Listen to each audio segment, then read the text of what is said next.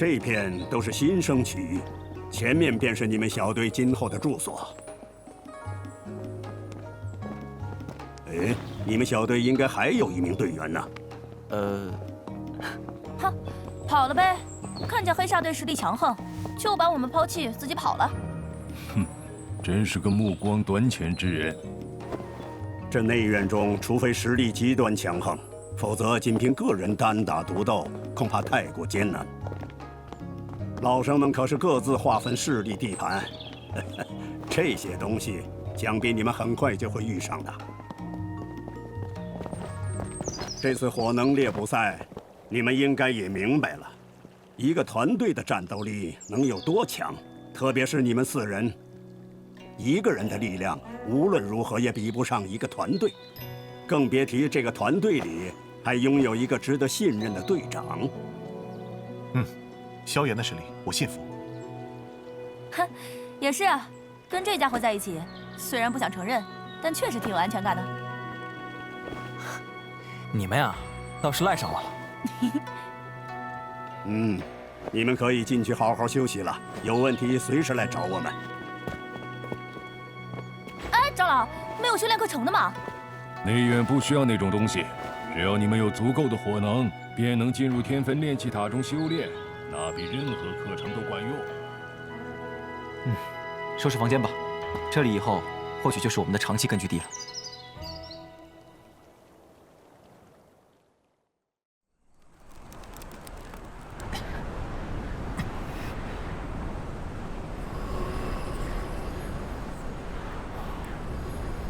终于恢复过来了。这佛怒火莲的消耗着实太大了，不过这将近1周的森林战斗，好处倒是不小。给，小家伙。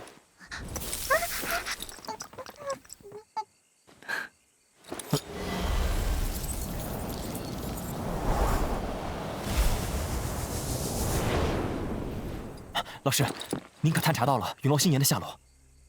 进入内院后，我隐隐感觉到在此偏北之地有股异样气息。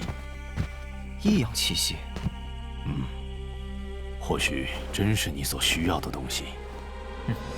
那好，明早我便去探查一番。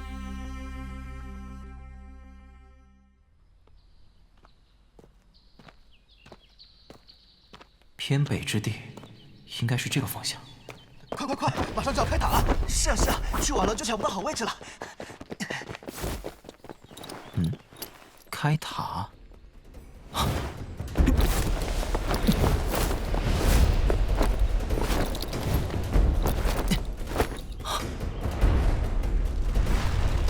难道那就是天分炼气塔？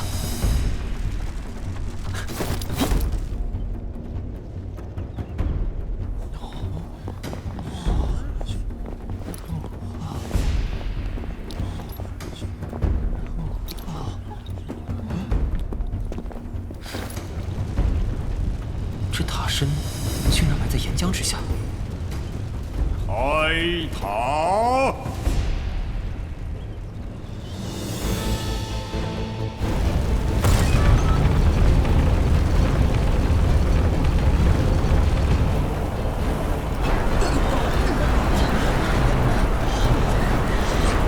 这温度，我们快去站个好位置。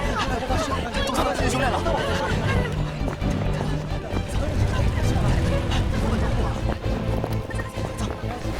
真够古怪的，塔里明明充斥着炙热之气，偏偏却用带寒气的材料修筑塔身。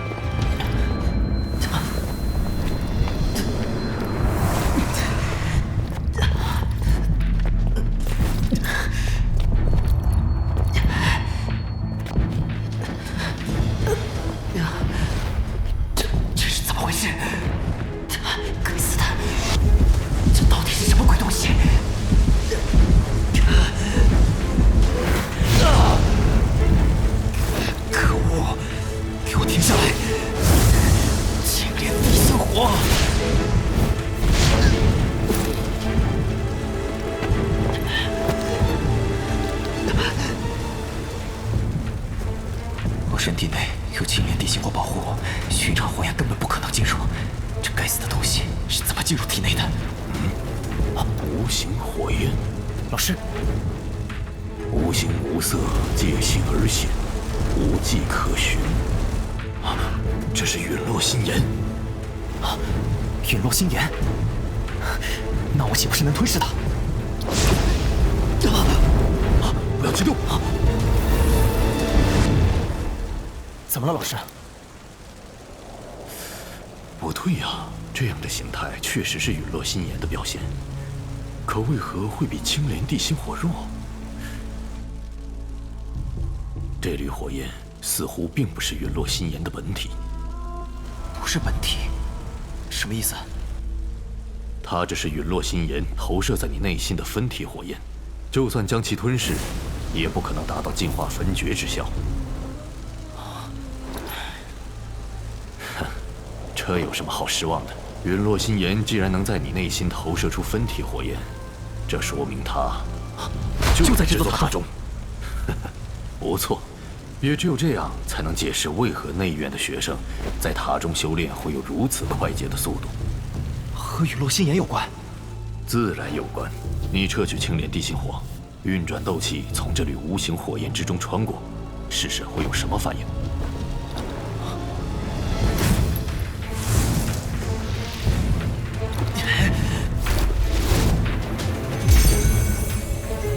从无形火焰中穿过去。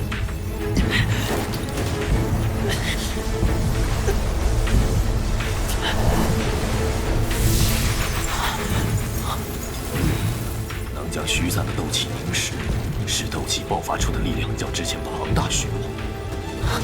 再来！哎，每年都有这种莽撞的新生，哼，活该吃葡萄，真是个蠢货。新生初入内院，自然不懂这里的规矩，有何好笑的？还有时间，还有时间。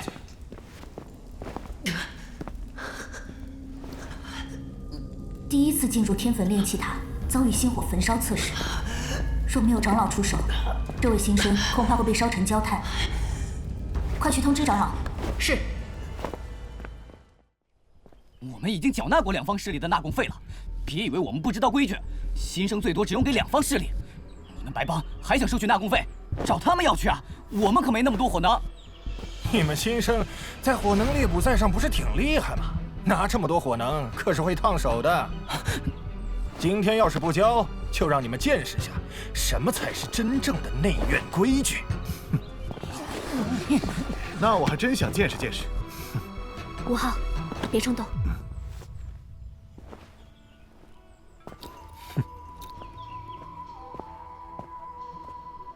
君儿，武家，你们不如随我一起加入白帮吧。这样不仅能保住火能，以后我堂哥也会罩着我们，在内院里就不用担心受人欺负了。用不着你这个吃里扒外的叛徒来操心。要火能？没有。若没有其他的事，便请离开吧。我们新生区并不欢迎你们。对，这里不欢迎你们，快点离开，不然别怪我们不客气了。就是啊，快滚，走！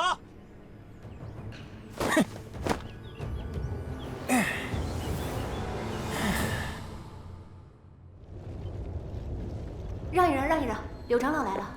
哎呀，这个不知天高地厚的小家伙，初进天坟炼气塔也不预先报告一声，这苦头吃得冤枉啊！柳长老。哦，月丫头也在这儿啊。你这次是打算进入第几层修炼呢？第6层吧。哇，第6层，那至少要6星斗灵方能下去啊。看来不出几年，月丫头便有资格在内院竞选长老了。这等天赋与速度，着实让人惊叹呐！柳长老过奖了，全靠在天坟炼气塔中修炼罢了。柳长老，还是先让这位新生脱离心火炙烤吧，不然他身体可承受不住。月丫头，当年你第一次进入天坟炼气塔时，在心火炙烤中坚持了多久啊？17分钟，这还是柳长老当年您提前提醒我的缘故。初入炼气塔经历的心火炙烤，其实便可判断其潜力如何。若我所猜不错的话，这个年轻人便是那个萧炎吧？在火能猎捕赛中领导新生，将老生队连同黑白双煞队全部打败的那个小家伙。啊，他就是萧炎啊，就是他呀！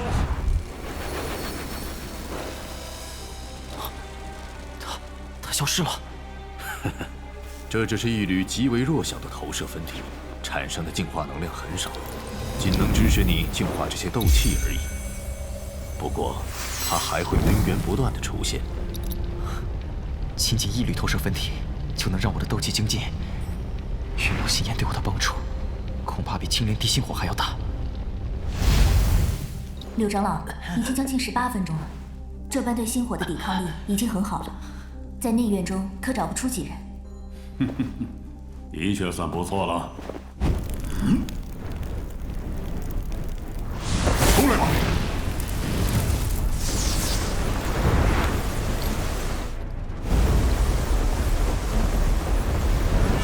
不好，大家快散开！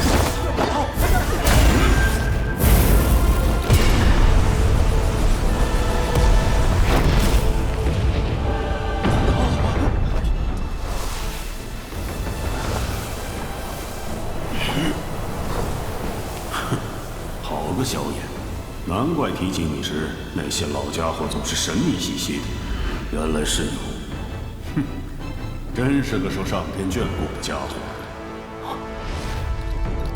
竟然凭借自己的力量，从第1次心火炙烤中清醒。萧炎，这么多年来，你可是第1人啊！你是？我是天焚炼气塔第1层的守塔长老，你唤我柳长老便可。晚辈萧炎见过柳长老。您这是？没事没事，操控火焰时不小心出了岔子。哎，你们都待在这干什么呢？还不趁早去修炼？是。来，萧炎，我给你介绍一下，这是内院月灵帮的帮主韩月。这次也是他发现了你陷入心火炙烤，派人前来通知我的。多谢了，韩月学姐。不用谢。这内院中可只有少数几个人能与月丫头握手啊。既然没事了，那我也先告辞了。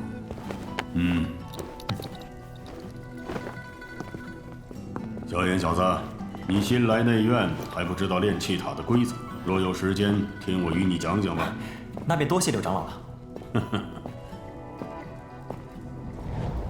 在这天焚炼气塔中，高中低级别的修炼士得靠实力争夺，实力强则能获得最靠近中心的高级修炼士，实力差便只能去最外面的低级修炼室。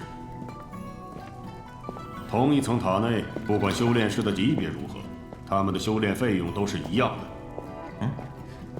花费相同费用，所获得的成效却天壤之别，岂不是会让强者越强，弱者难以追赶？不面临困境，人的潜力又怎能彻底爆发？只要压抑到了极致，总会有一些彻底爆发的学员，以极快的速度追赶上以前难以触摸的强者。